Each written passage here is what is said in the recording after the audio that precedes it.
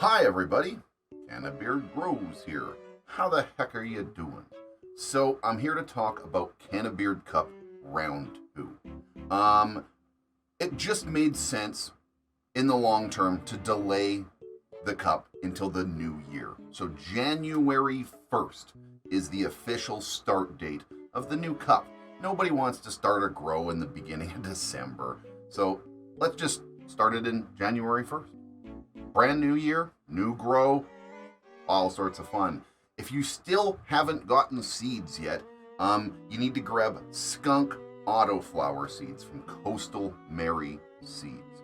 Use my code CANNABIRD25. That's all one word, CANNABIRD25. Save yourself 25% off. It's amazing. Mwah! Thank you very much, Coastal Mary, for helping support the next cup. Thank you everybody who's already joined and waiting in the waiting on the bench for us to do this. Big news involving the Cannabis Grow team that will be announced at the beginning of the cup when we start it. Yeah. Other than that, have a good one. I'll see you before then, but get ready, get your seeds, and we'll start in the new year.